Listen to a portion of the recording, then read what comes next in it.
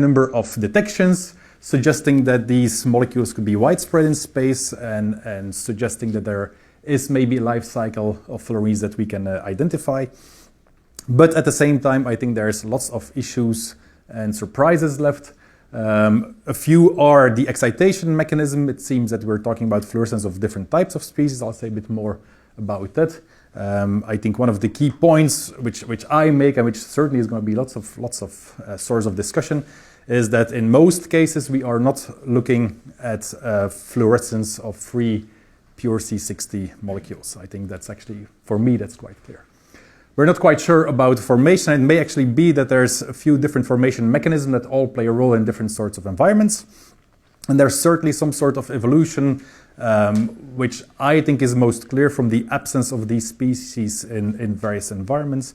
And so there's something that we have to work out on that as well. So as most of you know, the discovery of C60 and C70 was somewhat of an accident. It was Crota and collaborators that wanted to investigate the formation of carbon chains in carbon star outflows. So in their experiments, they simulated or tried to simulate the conditions, the environments for around carbon stars. They evaporated graphite. If you let the clusters that fly off collide, what you find is that if you increase the pressure of your buffer gas, you get left with a peak at 60 and 70 carbon atoms. The researchers interpreted this as a survival of the fittest scenario, where all the collisions destroy the weakest links, and the only thing that's left is the most stable species, which in this case turned out to be C60. They determined it has this shape of a truncated icosahedron. And immediately in their original paper, they already suggested that because of this stability and because of the fact that these were formed in experiments meant to simulate the surroundings of carbon stars, they immediately suggested that these species could be widespread and abundant in space. That's a prediction from 1985. And the way it goes with astronomers is that they're always keen to go and try and test these predictions. So quickly after the initial discovery, and as soon as spectra or spectroscopic information was available, people went searching for it, and nothing was found originally. Actually, there's a good overview in a paper by George Herbig, who regrettably passed away last week. So no C60 was found. It was not deemed a problem because it was argued that in the interstellar medium, and given an ionization potential of 7.6 eV, C60 should be largely ionized in the interstellar medium. And so really we shouldn't have been searching for C60 in the first place. We should have been searching for the C60 plus cation. And then Foying and Ehrenfreund, they found in spectra of stars these absorption bands here are close to this position right here, indicated in this red shaded area. That is the predicted position for a few electronic bands of C60 plus in the gas phase.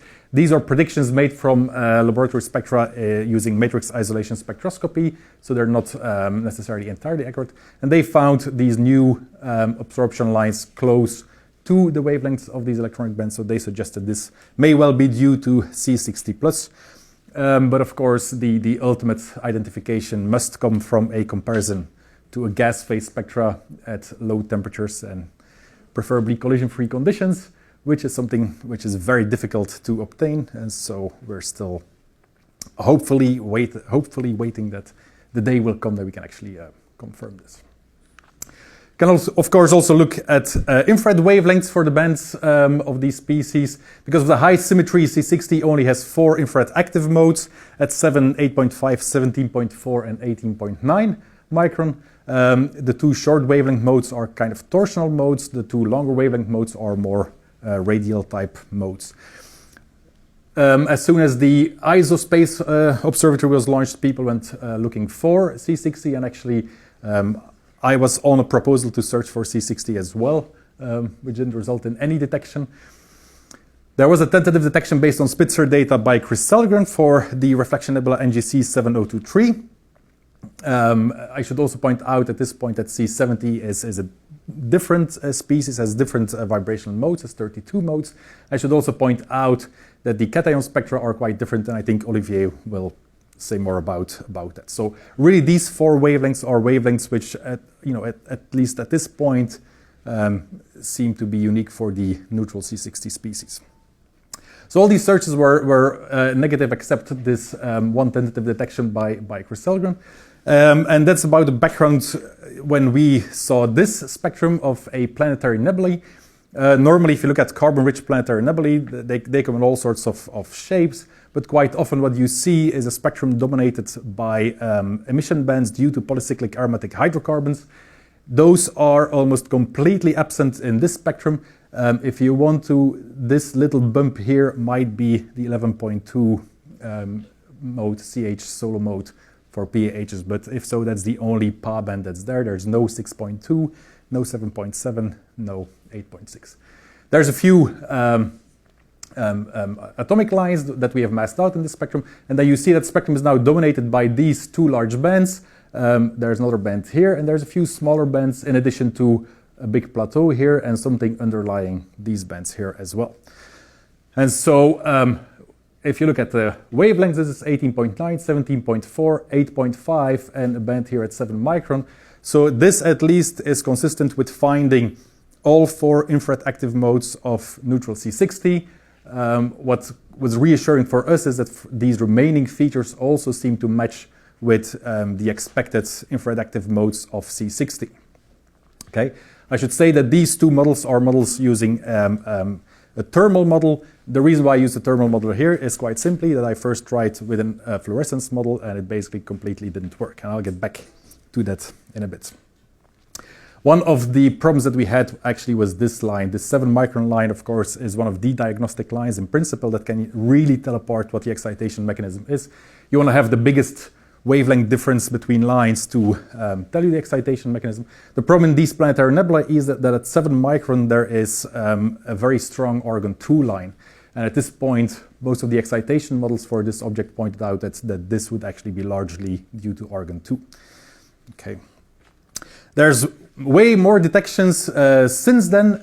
I think it's fair to say that most of the additional detections have to do with evolved stars. A few more planetary nebulae, but also protoplanetary nebulae, or coronal borealis stars, which are stars that are evolved stars that are supposedly fairly hydrogen poor. We also found C60 in an oxygen-rich post-AGB star. So this is now you find a very carbonaceous compound in the middle of very oxygen-rich gas like carbon dioxide and water. They've been found in the interstellar medium, in a few reflection nebula, also in the Orion Nebula, and they have been found in young stellar objects. And so if you look at all these detections from a very large distance, what you say is like, well, this all makes sense. Fullerenes really fit into kind of the cosmic carbon life cycle, where you form these species in evolved objects, they somehow survive or reform in the interstellar medium, and then they get incorporated in young stellar systems. Okay, I think you have to look from really, really far and with very blurred vision to really believe that this is really true, because I think that there's many more problems with the Fullerene detections than we actually have answers. And so I think a few important questions to ask are we really seeing emission of C60?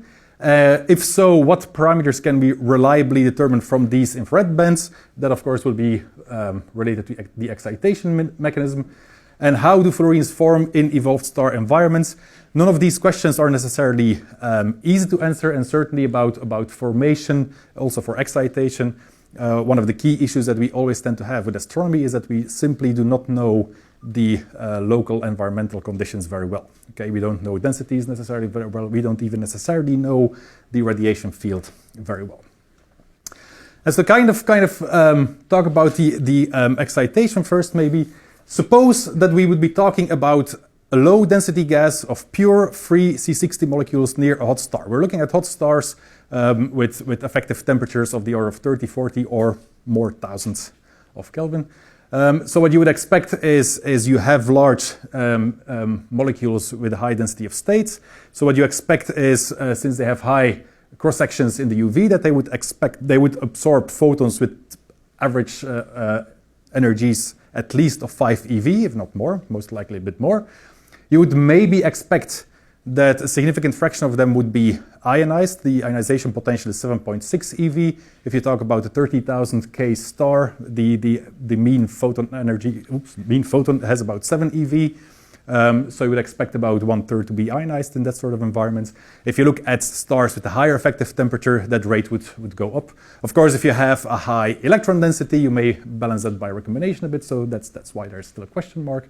The point is that with the exception of what Olivier will describe in a reflection nebula, we haven't found any evidence for the C60 cation in any of our evolved stars, and we have been searching for them, okay?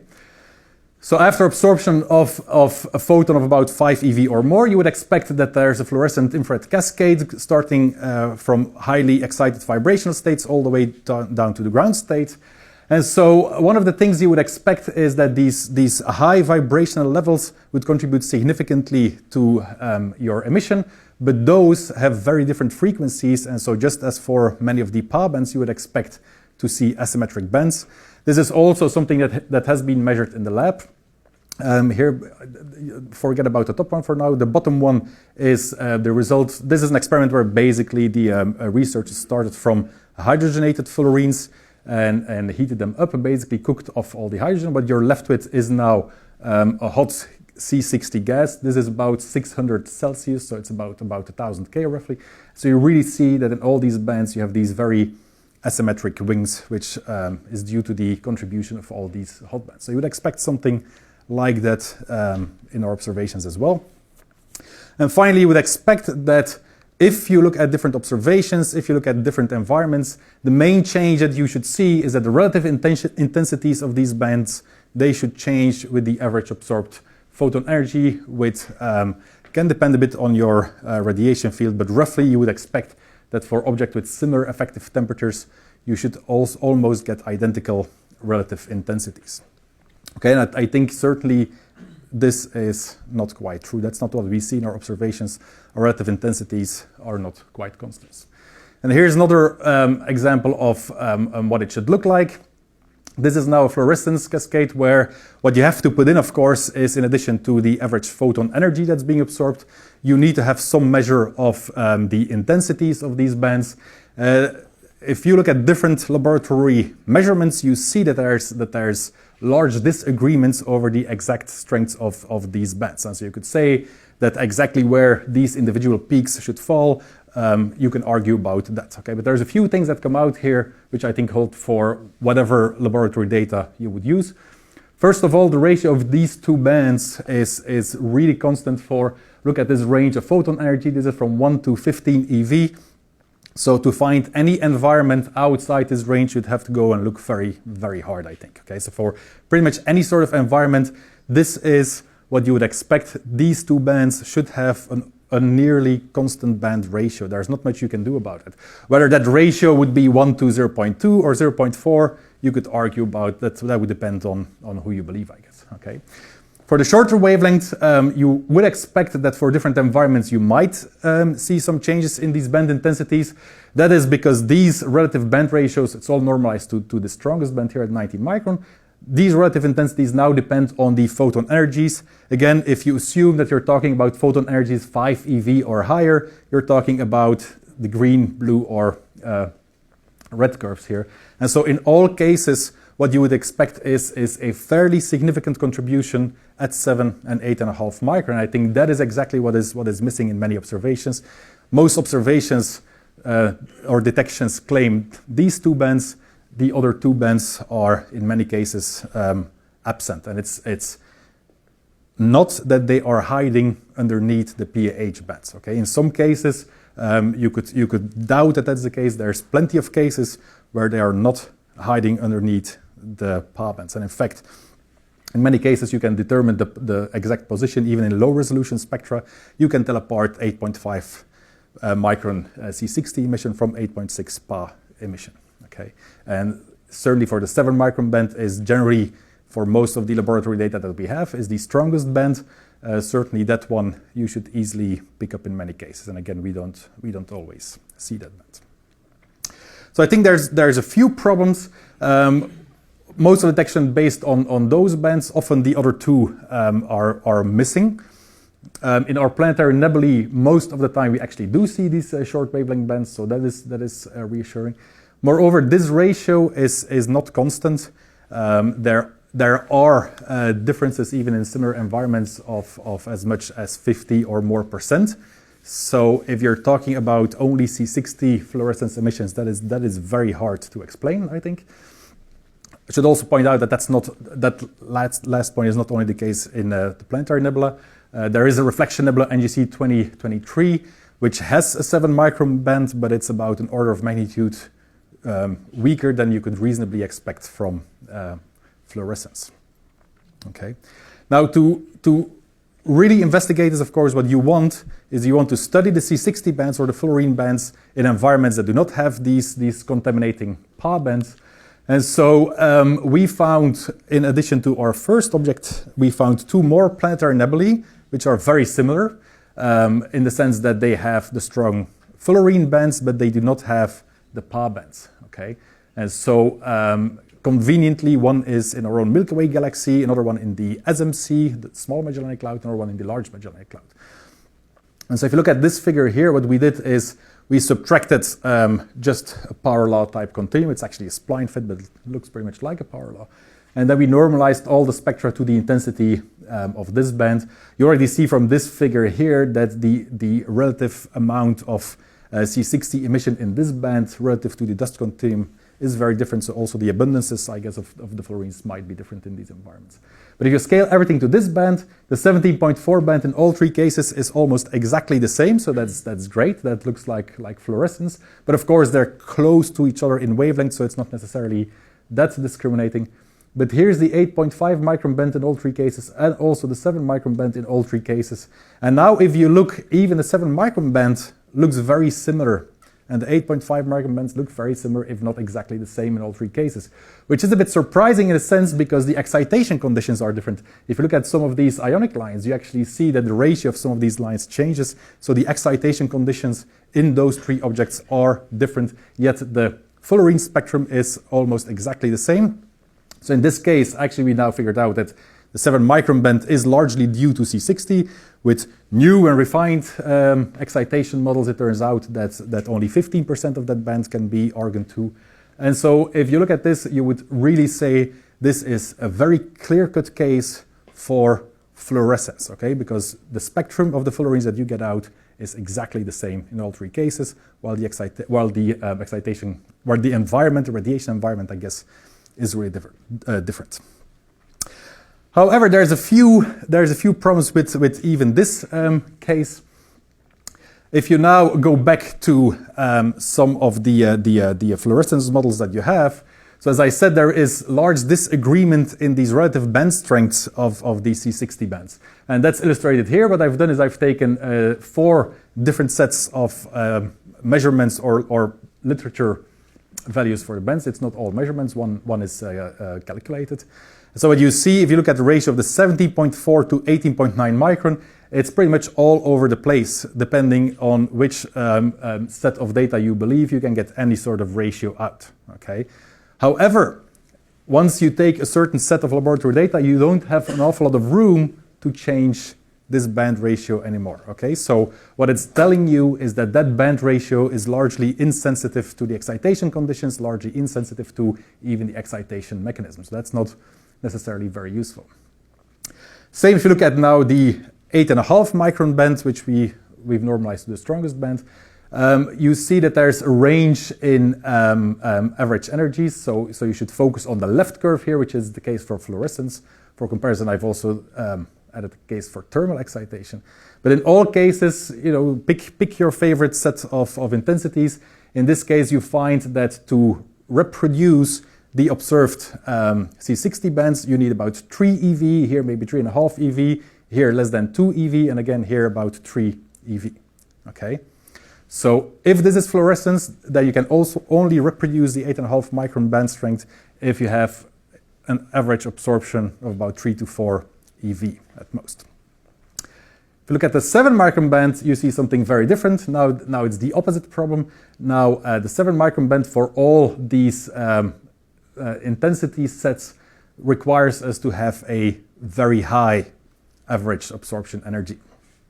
Okay, and so summarizing, either you can claim that all the data that we have on these band strengths, whether they're from the lab or from theoretical calculation, they must be way off because they are off both in our understanding for the 8.5 micron band and they are off in the 7 micron band. Or if you say, well, maybe they're not completely off, maybe there's something else going on. And that's what I think is the case. I think that it may well be that we don't know the intensities very well from laboratory data, but in any event, I think it's not possible to find one set of relative intensities that can match everything at the same time. Okay, and so the conclusion is, if you go back to the 8.5 micron band, if you now say, you know what, let's shift these curves up a little bit or down a little bit so that we can, you know, that we at least can get a 5 eV photon to reproduce these bands, well, then basically still you're having a big problem here, and the only way out is if something else is contributing to the 7 micron band, okay, because you have way more flux in that 7 micron band than you can really explain. So something must be contributing to 7 micron and not to 8 micron. I should also point out for TC1 is so far the only target where we think we have really seen C70. Okay, we find all these features of C70.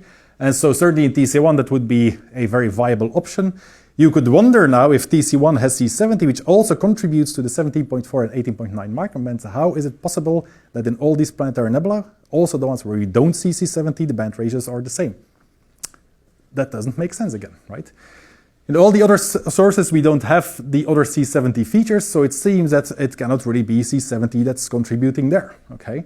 So are we maybe talking about other fullerene compounds? And I think the answer may well be yes. And so one interesting idea is a paper that is now just out from Paul Dunk et al. Is the idea about metallofullerenes. What they describe in their paper is what I think is a beautiful set of laboratory experiments where they are trying to investigate whether it is possible under conditions where carbon vapor is nucleating into fullerenes to embed metals into the fullerene cage. And so the experiments they do, they try it with sodium. And so they find that you can make metallofullerenes, so fullerenes with an embedded sodium atom right here in the middle of the cage. You can build them spontaneously and as easily as you can build the normal C60 species. The only difference is you need to have, of course, sodium in the gas that you're starting from. So if you have, say a dirty atmosphere, some impurities or a doped gas where you not only have carbon, but you also add things like sodium in there, these cages form spontaneously, okay? So that's interesting. Of course, if that works for sodium, it's going to work for a lot of other metals as well. And what do the infrared spectra of these guys look like? Well, they did calculations. These are DFT calculations. In red, what you see is their results for the pure neutral C60. So this is 7 micron band, 8.5, and here the 17.4 and 19 micron band blend. I guess they use a certain bandwidth, which makes those two blend.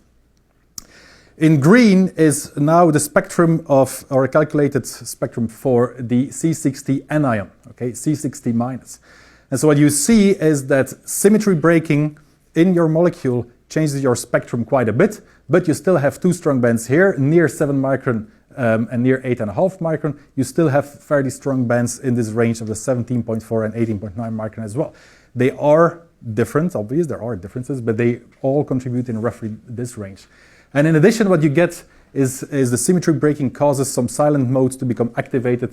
And pay attention especially to this one. There's one, a very strong one here at 6.5 micron. That's for C60 minus. Now, turns out if you embed a sodium atom into a fullerene cage, its representation is really of an indissociable ion pair of sodium plus and C60 minus. And so what you get is that from the outside, the spectrum that you look has all the characteristics of the anion spectrum, okay, but the intensities are much larger. Okay, intensities are an order of magnitude larger than for the. These are the same level of abundance. That's the ratio. Absolutely. This is based on calculations. I think the intensities for individual species, so just DFT calculations that come out.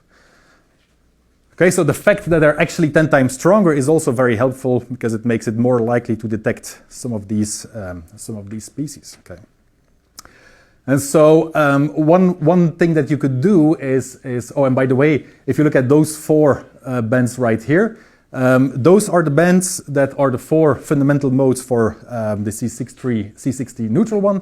You can actually shift this main band depending on the charge state that you have. And so this is also something which is important. If you add metals to your cage, you can do exactly the same. And so it turns out that the position of this band, the exact frequency of this band, is very sensitive to your charge state. So that's very, very useful later down the road as well. One interesting thing is to look for some of these silent modes. Of course, is there any evidence for that sort of things? Well, they have been documented before. A paper by Bernard Salas already pointed them out. This is a paper that's just submitted by Greg Sloan and collaborators, where they looked at a whole sample of stars in the post-AGB phase. So they kind of removed all the carbon stars, removed all the mature planetary nebula, kept everything in between. And in that sample, you find a whole series of objects that clearly have the Fullerene bands, right? These guys right here. And then there's a few others where you have strong bands of other dust features. One thing that Greg Sloan identified is that all these C60 sources, or some of the mixed sources they are called, which are also here, where mixed is a mixture of Fullerenes and PAHs, they often have this feature right here, which is at exactly 6.5 micron. There's a few more features that seem to come back each time you see the Fullerene bands. So are we seeing this? This actually corresponds really nicely to one of these silent modes.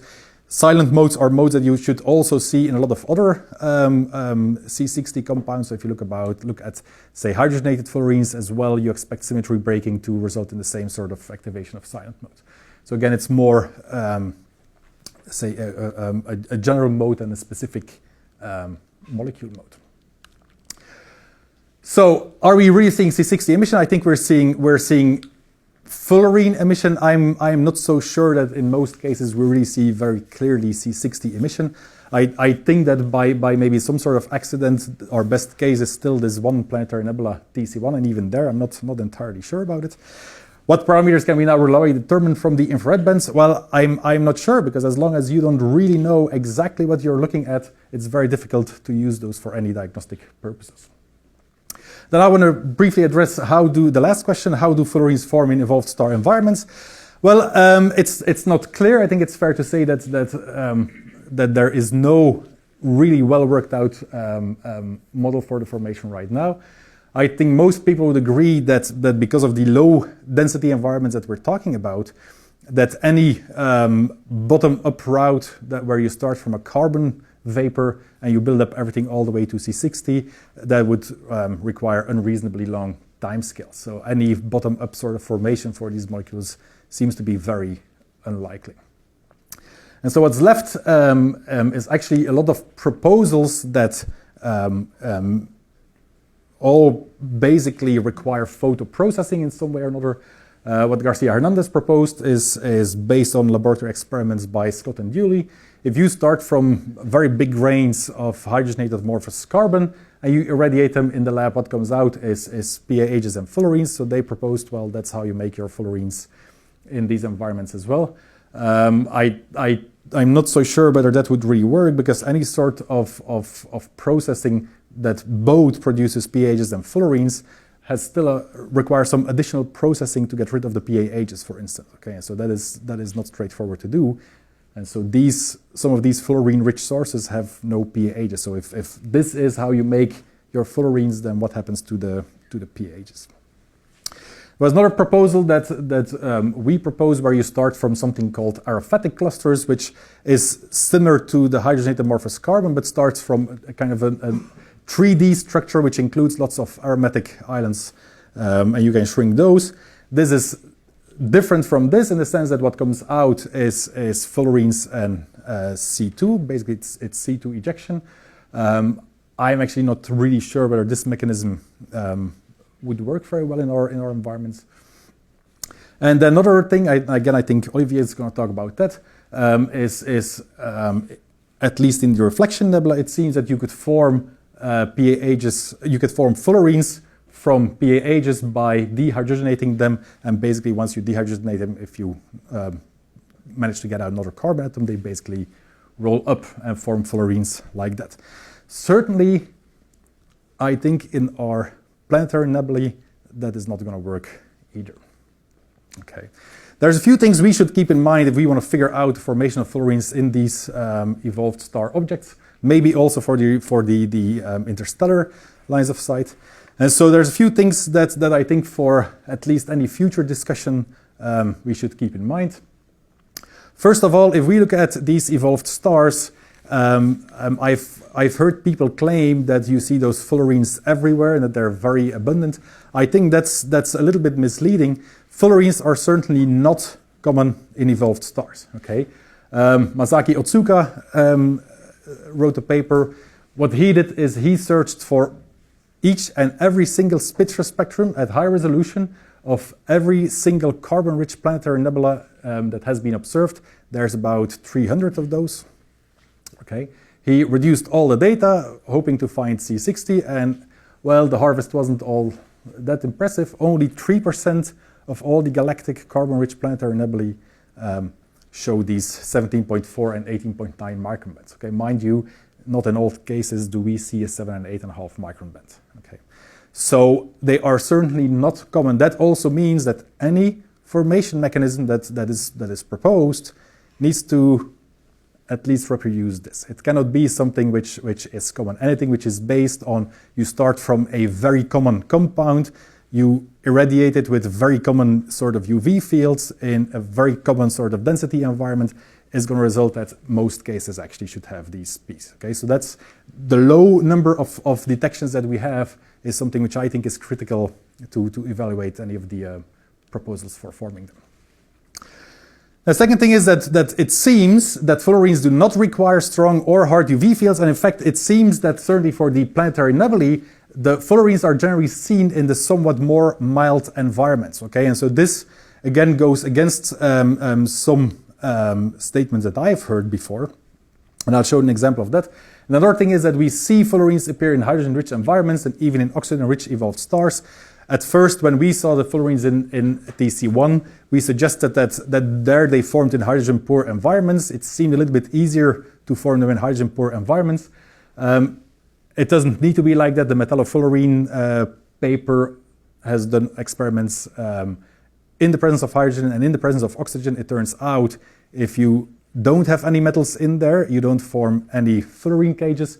If you put in the metals, those are now your nucleation seeds, and so now you form the metallofullerenes seemingly unaffected by the presence of this oxygen-rich or hydrogen gas in there. Okay, it still may be that in the planetary nebula what we're looking at is locally hydrogen-poor environments. I don't know. But here's some more results from the paper by Greg Sloan of his entire sample of objects in this post-AGB phase. These are the effective temperatures of the central object, so they go from anywhere from about 20,000 K to about 140,000 K. What you see is that this is where the fullerenes are, actually really at the lowest effective temperatures, so actually at certainly not the most harsh UV field. If you look at planetary nebulae with normal paths, for instance, what you see is that there are at slightly higher effective temperatures typically. It's not only the radiation field which is reasonably benign, also the local environment. If you look at, for instance, now the electron temperature, what you see is that those sources that have fullerenes tend to be the sources that are in environments with fairly low electron temperatures when you compare to other spectra that have PAHs or no dust features at all. One clue that we have is this graph where you look at a color-color diagram for, again, the same set of objects in the post-AGB phase. Surprisingly, what you find is that all these red triangles here, this is where the fullerene sources are. For comparison, this is an unreddened B05 star. So this is an unreddened central star, unreddened dwarf star that could be the central star of your planetary nebulae. If you put a lot of circumstellar dust around it, what you would expect is that it would go in this direction.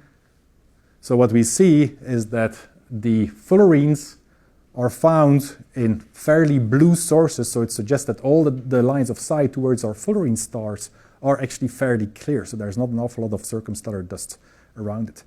But why or how that leads to the formation of Fullerenes is not quite clear. That is also something that we found in our TC1 object, that we have a fairly clear line of sight directly towards a star. We found already in Spitzer data that the peak of the C60 emission seemed to be offset from the central dust emission in that object, which we found puzzling.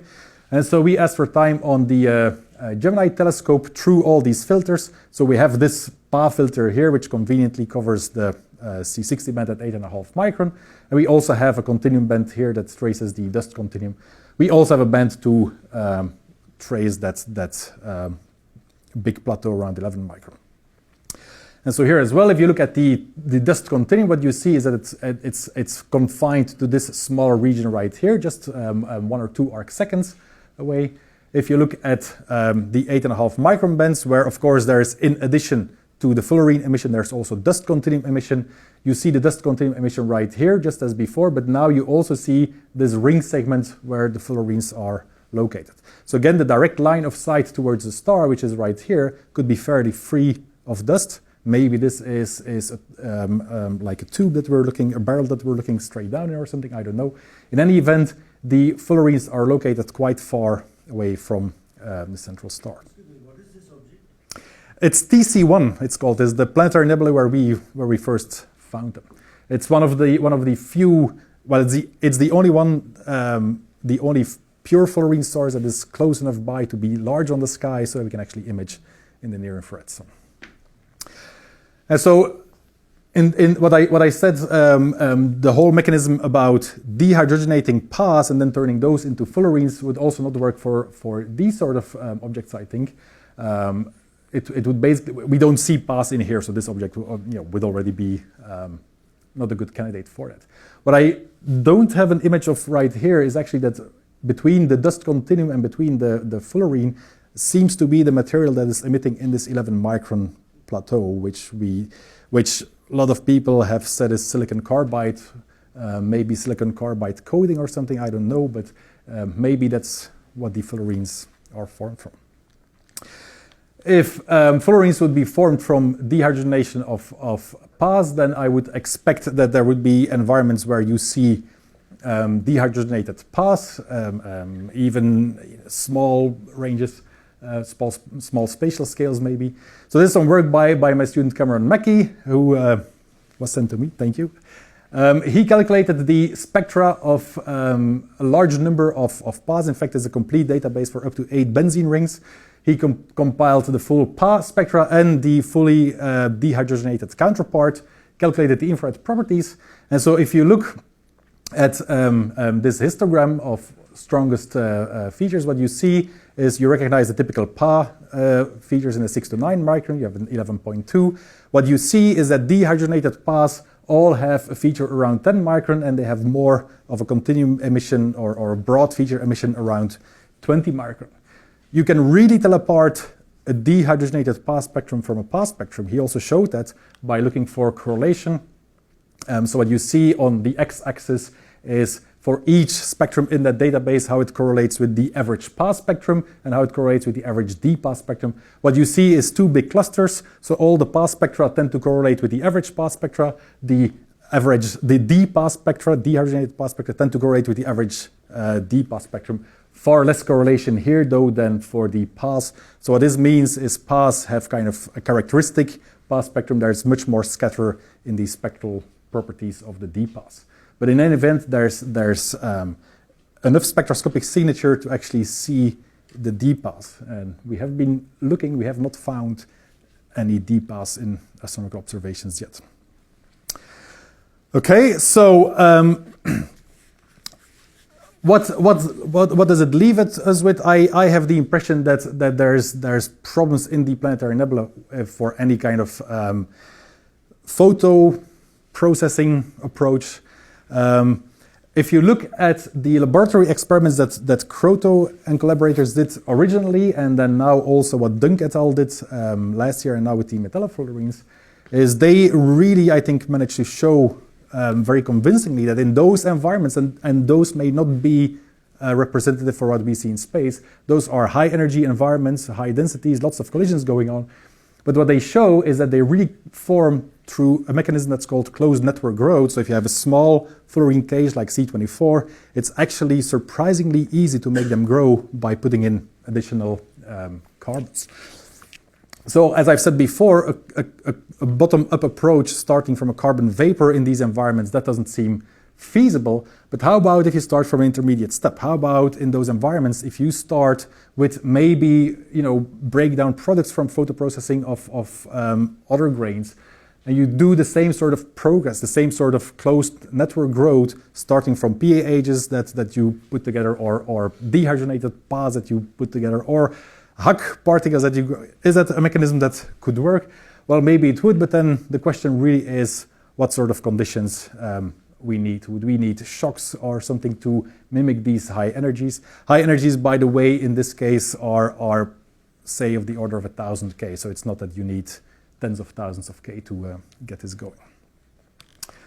Okay, so again, I think this route where you include metals as now seed particles to form the fullerenes might be a way out, because this shows that in whatever environment, maybe more realistic environment, which are not pure carbon gases, it might be easier to form some of these cages.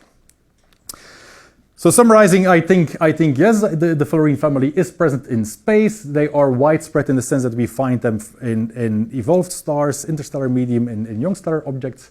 I'm not so sure about life cycle issue. One of the things, for instance, that still bothers me is that we see the C60 in these low excitation planetary nebula. Why don't we see them for any planetary nebula with higher excitation temperatures? If you form them in those objects and they evolve towards higher effective temperature, what is happening to the C60? Well, it's not turning to C60 plus, because we don't see the C60 plus features in those environments. So something must be happening to those species, right? And I'm not quite sure what. So that life cycle, that evolution element is, I think, something which is really lacking. I think that we're seeing fluorescence of a variety of species. Not quite clear what the formation mechanism is. At least for planetary nebulae, I think we have to rethink what we know about these formation steps, and we have to work on our evolution. And then finally, I want to thank all my collaborators and people that have contributed to all this fullerene work in any other way. Thank you.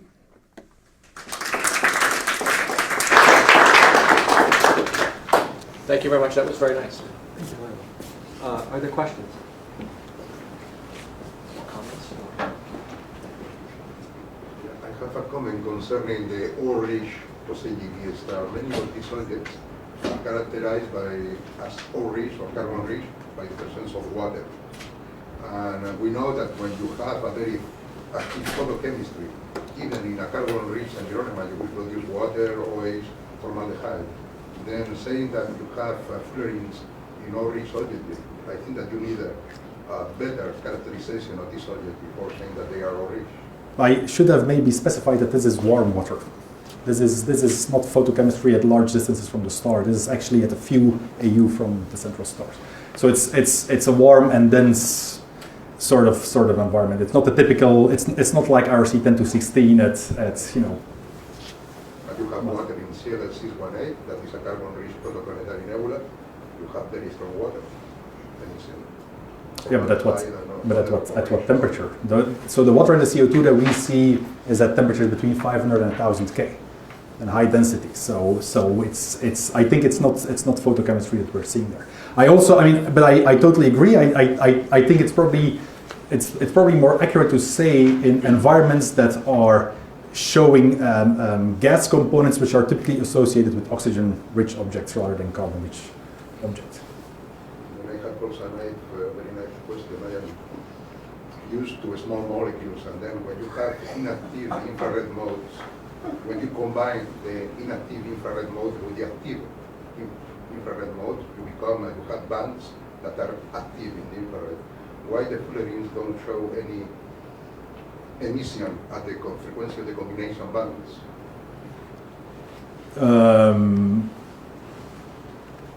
That's a good question. I don't know. But actually, I think the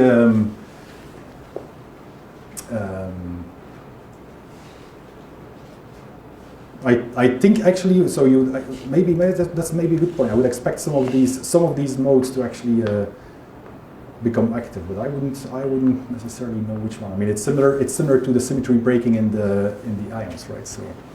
But it's something normal. For example, for acetylene, you have two bending modes, mu4 and mu5. mu4 is active or inactive, and the other one is active. I don't remember. And the combination band of both, mu4 plus mu5, is a very strong infrared band. I don't know.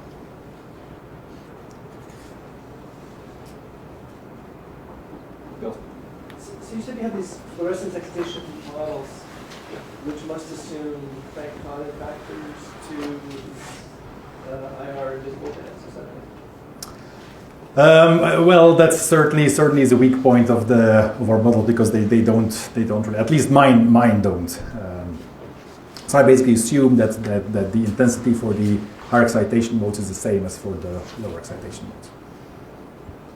So, what you do is, or what I do is I calculate the excited state where you end up in after absorption of a photon, and then you just have subsequent infrared emission of the same frequency. So it's certainly not the most accurate model. But the electronically excited state would have some strange geometry. Well, I ignore all that. I start from the assumption that you're having a molecule which is in a very highly excited vibrational mode, and then you just cascade down. Okay, but do you have the whole density states of all, including all of those? No, it's using what's called the thermal approximation, where basically you redistribute at each point all the energy you have over all the vibrational modes, and then from each level you calculate what the probability is of making transition downward to different bands, and that's how you basically remove your energy or how you cool your species. So it's approximate, and so I don't certainly that, and given the uncertainties in the measurements that we have in the lab, I don't really look too much at the absolute values of the relative intensities, but I kind of look more at what the variations are telling in different objects. Right, so the tails that you showed, those are due to these combination bands, or they're due to something else? I think those are due to the hot bands, which You said just in the same mode. in the same mode, but those are shifted to. So for C60, it's well established in the gas phase actually that the peak position depends on the temperature. So that has been measured. And so you would expect that as a molecule is at a higher energy state, you would have a contribution in emission here, and then shift to. Carl? You referred to the wavelength shifts when you have a cage neurline. What is the prospects for in this round perspective to shifts? We would have sufficient resolution. Well, what we certainly see in our astronomical observations is that the wavelengths of the bands that we see are not the 0K wavelengths. And so if you believe the whole temperature assignment of the frequencies, you could in principle, from measuring the bands, get an idea about their temperature, but I don't know whether the temperature is necessarily well defined. So for instance, the 7 micron band in many of our sources peaks roughly at about 7.04 micron, whereas really at 0K it should be 6.98 or something. So those differences we can actually measure. I don't know whether there's prospect of distinguishing shifts due to temperature from shifts due to any other effect that's like encapsulating a metal inside. No, because it wasn't clear to me, so not what the wavelength resolution is in what you showed. Okay. This is a little bit fairly close. So for most of the infrared astronomical observations, there's two different modes. There's a high resolution mode with Spitzer. Most of these observations are from the Spitzer Space Telescope, and so at the longer wavelengths we have quite a few observations with a resolving power of the order of about 600. So there we can actually really accurately determine profiles and widths and wavelengths. At the shorter wavelengths, our resolving power is about, say, 90 to 100 or something. So there, typically it's about 0.1 micron is one resolution element. And so I would think if you have a good signal-to-noise spectrum, you can probably determine peak positions accurately to, maybe 20% of that or something. So what actually, because the Spitzer's defunct, what noise are you on JWST. 7 years ago? Yes. There's a little bit we can do with Sophia. So Sophia has some instruments that will allow us to study some parts of the spectrum. There are some ground-based, like what I showed from Gemini. You can do some ground-based work. And one of the issues, for instance, that we certainly plan on doing is to look at some of these planetary nebulae for the 7 micron band to really distinguish the contribution of that organ line. If we can observe that at high spectral resolution, we can really tell apart the organ line from the C60 line. But that's probably about it for those. So I actually had a question which was related to that. And that, so the Spitzer, what fraction of the Spitzer data has not, has it completely been culled through in terms of C60 and C70? What fraction remains unanalyzed, if any? I wish I could tell you. So I know that all the high resolution observations that have been done of carbon-rich planetary nebulae, those have all been looked through. I think for the rest, most people have just looked through specific programs. So I think it would actually be a large fraction that has been looked at. Because you have something to look at. You can look at those 2 long wavelength bands. So, but I don't know what I couldn't put a number to it. All right. Well, we should move on to the next topic. Let's thank Jan again.